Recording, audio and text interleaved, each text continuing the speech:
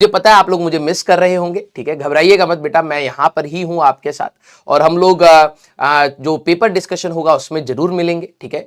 First 22 तारीख को जो पेपर है उसके ही डिस्कशन में हम लोग शाम को मिलने वाले हैं। जितने भी बच्चों का 22 तारीख को अटेम्प्ट है, ठीक है, डू वन थिंग, आप लोग ज्यादा पैनिक मत करिएगा, जितना आप लोगों ने पढ़ लिया है उतना ही काफी मोर देन सफिशिएंट है। आप एक दिन थोड़ा सा कंपैरेटिवली रेस्ट साइड में रहिएगा, ठीक है, जितना आप रिवाइज कर पाए, अब ज्यादा क्वेश्चंस देखने की जरूरत नहीं है, ठीक है। अपने आप को शांत स्वभाव में रखेंगे तो ज्यादा एफिशिएंसी आपकी आएगी।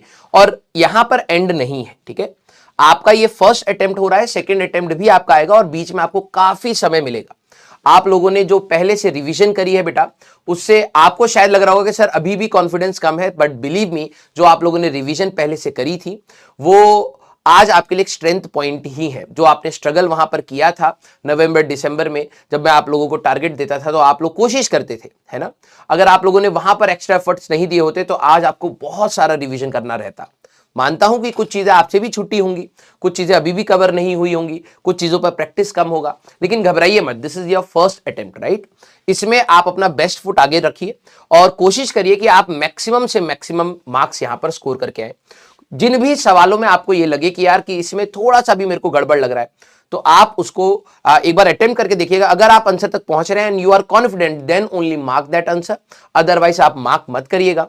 और कोई मार्क्स का टारगेट लेके मत चलेगा, मैं स्टार्टिंग से आपको लोगों को यही बात बोल रहा हूं, मार्क्स का टारगेट लेके नहीं चलना। हो सकता है वो शिफ्ट आपकी टफ आए, है ना, ये भी तो हो सकता है वो शिफ्ट आपकी टफ आए और आप जबरदस्ती मार्क्स स्ट्रेच करने के चक्कर में नेगेटिव खा जाए।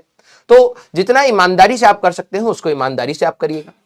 जेई मेंस के अटेम्प्ट के बाद आपको कुछ दिन का जो ब्रेक मिलेगा, उसके बाद हम लोग दोबारा मिलेंगे, दोबारा से स्ट्रैटेजी बनेगी और फिर मार्च तक की हमारी कहानी कैसे चलने वाली है, ठीक है, उसके बारे में हम लोग डिस्कस करेंगे। और ये जितने भी एफर्ट्स आप सभी लोगों ने यहां पर लगाए हैं बेटा, ये आपको सेकेंड अटेम्प्ट में काम आएगा, ठीक है। तो यहां पर अब हमारे लिए क्या है, आपको ये नहीं सोचना कि सर टेस्ट में मार्क्स कम आ रहे थे या फिर मैं सर चीजें भूल रहा हूं, इसके बारे में अभी थॉट प्रोसेस ही नहीं रख रहा। आपको अपनी पॉजिटिव साइड देखनी है कि यार मैंने इतने घंटों मेहनत करी है, मैंने इतनी सारी चीजें रिवाइज करी हैं, एग्जाम में अगर कोई चीज ऐसी लगेगी भी जो मैं भूल रहा हूं, उसको मैं कहीं ना कहीं किसी तरीके से डिराइव कर लूंगा या कुछ भी करूंगा तो मैं उसको निकाल लूंगा। तो आपको थोड़ा सा पॉजिटिव एंड पे रहना पड़ेगा, ठीक है बेटा। और ये तो अभी बस शुरुआत है बेटा, है ना, तो इसमें आपको घबराने वाली बात बिल्कुल भी नहीं है। अभी सेकंड अटेम्प्ट आप सभी लोगों के पास है, लेकिन हाँ, सेकंड अटेम्प्ट के चक्कर में फर्स्ट अटेम्प्ट में मेहनत ना करें तो ये तो हमारी बेवकूफी रहेगी। तो आप लोगों ने जितने भी एफर्ट्स डाले हैं, I really appreciate that efforts. और आप लोगों ने जितना भी प्यार हम लोगों को थ्रू आउट द ईयर दिया है, आपने पढ़ाने का हमें मौका जो दिया है, हम लोग इसको लाइफ लॉन्ग नहीं भूल पाए। तो we are also very much grateful कि आप प्रयास 2.0 का मेरा एक हिस्सा बने, ठीक है। मुझे आपको पढ़ाने का एक सौभाग्य मिला, ठीक है, और कोशिश मैंने अपने ईमानदारी से पूरी करी है बेटा, ठीक है। मुझे नहीं लगता कि मैं यहां पर जितना हमें टाइम फ्रेम मिला, देखो टाइम फ्रेम बढ़ा देंगे तो ऑब्वियस सी बात है हम लोग और भी चीजें कर सकते थे, लेकिन जितना हमें टाइम फ्रेम मिला है उसमें मैं जितना बेहतर कर सकता था अपनी तरफ से, मैंने पूरी कोशिश ईमानदारी के साथ आप लोगों के लिए की है और आगे आने वाले टाइम में भी मैं वही चीज करूंगा। तो आप लोग ये मान के चलिएगा कि आपके टीचर्स आज आपके पीछे ऐसे चुपचाप खड़े हैं, ठीक है। We have done our best और आज आप हमारे लिए फ्रंट लाइन पर खड़े हो बेटा, ठीक है।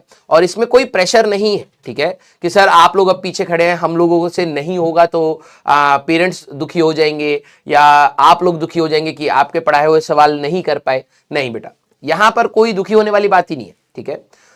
यहां पर तो यह है कि आपने प्रयास करा, हम लोगों के लिए वही बहुत इंपॉर्टेंट है। और ये बैच का नाम भी प्रयास इसीलिए क्योंकि इस बैच में एक जेई वालों बच्चों के लिए एक मैं ये बोलूंगा कि एक थोड़ी सी कठिनाई साइड में ये रहती है कि बहुत कम टाइम फ्रेम में आपको पूरा पढ़ना है, एडवांस का भी टच करना है, थॉट प्रोसेस भी बनाना है, कैलकुलेटिव भी रहना है, लर्निंग भी रखनी है, बहुत सारी चीजें होती है। तो कंट्रोल तो हमारे हाथ में सारी चीजों का आएगा ही नहीं, है ना। लाइफ में आप जितनी भी सारी चीजों को कंट्रोल करने की कोशिश करेंगे आएगा ही नहीं, लेकिन यस, जितना कंट्रोल में आ जाए उससे हम लोग लाइफ में क्या चीज बेहतर कर सकते हैं, ये चीज हमें हमेशा सोचनी चाहिए, ठीक है। तो आप बिल्कुल भी ये मत घबराइएगा कि यार अगर मार्क्स कम आए तो मेरे पेरेंट्स क्या सोचेंगे। मैंने आपको हमेशा बोला है कि अगर आपकी मेहनत सही डायरेक्शन में है तो रिजल्ट सबके हाथ में नहीं होते, है ना। रिजल्ट किसी के पहले मिलते हैं, किसी के बाद में मिलते हैं और आपका भी मिलेगा।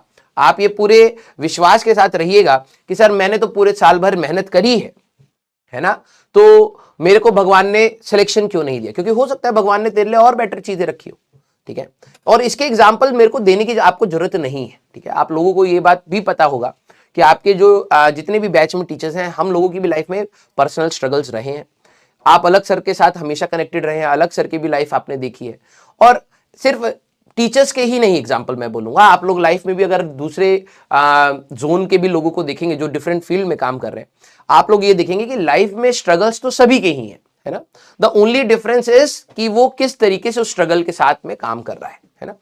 तो आप ये मत सोचिएगा कि यार कि अगर नहीं हुआ तो क्या होगा, अरे नहीं हुआ तो भी बेहतर और बहुत बेहतरीन होगा, ठीक है।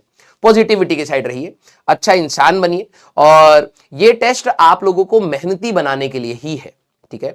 आप सभी लोगों को ये कड़वा सच है, लेकिन ये बात तो पता ही होगा कि जेई के बाद जब हम लोग कॉलेजेस में जाते हैं, इंजीनियरिंग कॉलेजेस में जाते हैं, तो कहीं ना कहीं थोड़ी बहुत हताशा मिलती है, ठीक है।